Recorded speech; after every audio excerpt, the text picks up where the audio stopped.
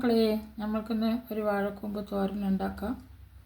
ഇതിൻ്റെ മുകളിൽ പോളയെല്ലാം കുറേ കളഞ്ഞ് ഇനി നമുക്ക് ഇതൊക്കെ ഒന്ന് അരിഞ്ഞെടുക്കാം.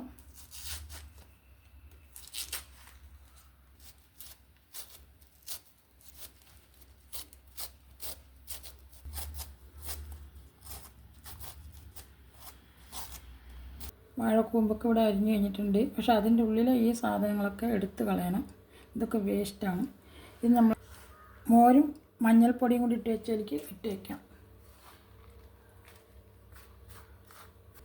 ഇതെല്ലാം കഴുകി നമ്മൾക്ക് വൃത്തിയാക്കി എടുക്കാം. ഇത് മോരിൽ നിന്ന് കഴുകി മാറ്റാണ്. ഇനി നല്ല വെള്ളത്തിൽ കഴുകി മാറ്റാം.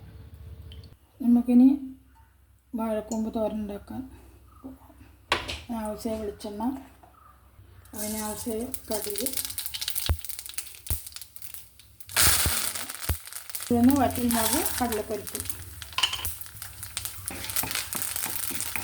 2 വെളുത്തുള്ളി, ചെറിയ ഒരു സവാള, ഒരു 10 ചെറിയുള്ളിയും കൂടി ചെറുതായി അരിഞ്ഞത് വഴറ്റുക.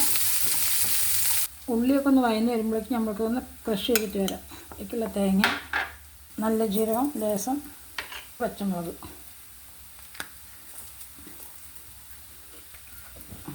ഇതിലേക്ക് നമുക്ക് അരിഞ്ഞ് വെച്ചിരിക്കുന്ന വാഴക്കൂമ്പ് ഇട്ട് കൊടുക്കാം. ഇതിനാവശ്യമായ ഉപ്പിട്ട് കൊടുക്കാം.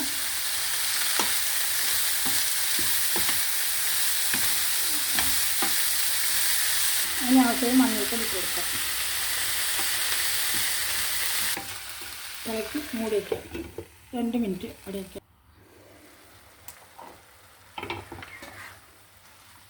ഒന്ന് മിക്സ് ചെയ്ത് കൊടുക്കാം. ഇതിലേക്ക് ക്രഷ് ചെയ്ത നാളികേരം, പച്ചമുളക്, നല്ല ജീരകം അതിട്ട് കൊടുക്കാം.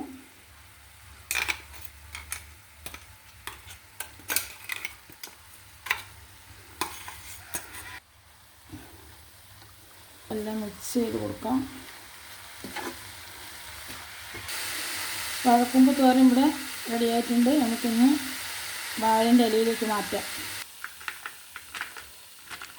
ഇതുപോലെ എല്ലാവരും ഒന്ന് ഉണ്ടാക്കി നോക്കുക.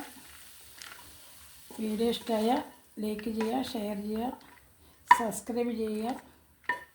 എന്നാലേ ഞാനിടുന്ന വീഡിയോകൾ നിങ്ങൾക്ക് എത്തുള്ളൂ. ഇനിയൊരു വീഡിയോ ആയിട്ട് വരാം.